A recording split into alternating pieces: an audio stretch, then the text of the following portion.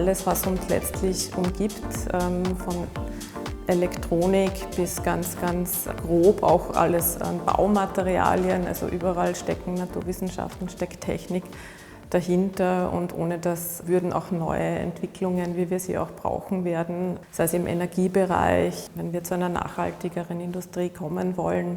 Das geht natürlich alles nicht ohne Naturwissenschaften und Technik.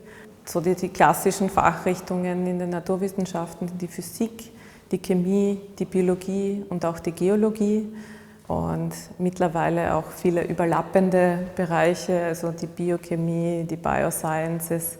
Da gibt es auch viele Überschneidungen von der Chemie und der Biologie beispielsweise. Also ich habe ja auch an der TU studiert, in der technischen Chemie ist ja auch die Verfahrenstechnik beispielsweise ein Teil davon. Da hat man dann auch Richtung Maschinenbau. Und in der Modellierung natürlich auch wieder mit Mathematikern, mit Informatikern zu tun. Also das ist schon, würde ich sagen, sehr multidisziplinär und man kann sich auch in seinem Fachbereich mehr in die eine oder andere Richtung spezialisieren. Also wenn man jetzt mehr Zahlenmensch ist, mehr in Modellierungen zum Beispiel reingeht, wenn man eher lieber sehr praxis- und angewandt arbeitet und lieber im Labor ist. Also da gibt es auch sehr unterschiedliche Möglichkeiten.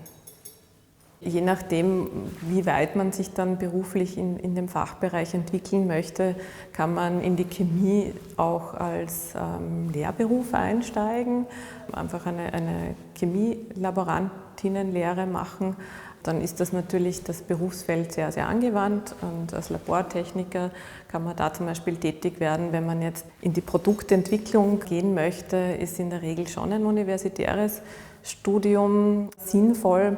Es gibt aber auch zum Beispiel eine Chemie HTL und die Absolventinnen von Chemie HTL sind auch sehr qualifiziert und auch sehr gefragt in der Industrie und gerade in chemischen Laboratorien.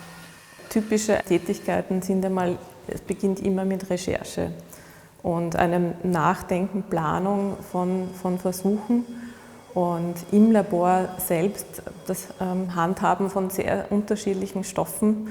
Also für unsere Produktlinie allein haben wir 200 verschiedene Stoffe, die wir verarbeiten und die auch Hand zu haben. Also wir wiegen sie ein, wir mischen sie, wir verarbeiten sie weiter. Also das ist einfach sehr handwerklich.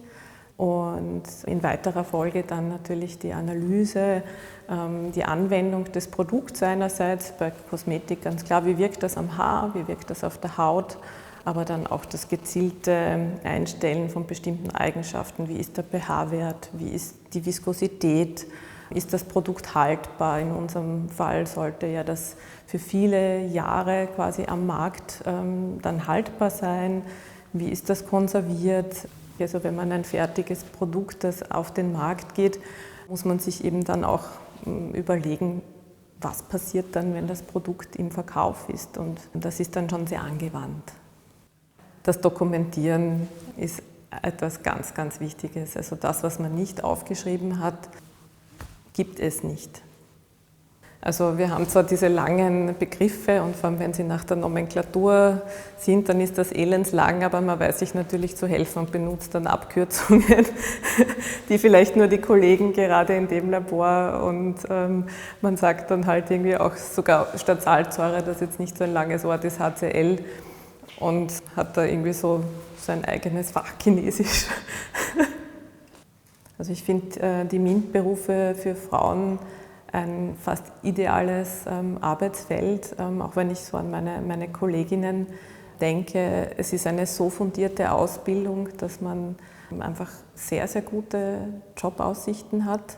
Man hat eine sehr gute Bezahlung in der Regel und dann auch Karrieremöglichkeiten, die sich durchaus das ist ja für Frauen schon auch ein Thema, mit Familienplanung verbinden lässt.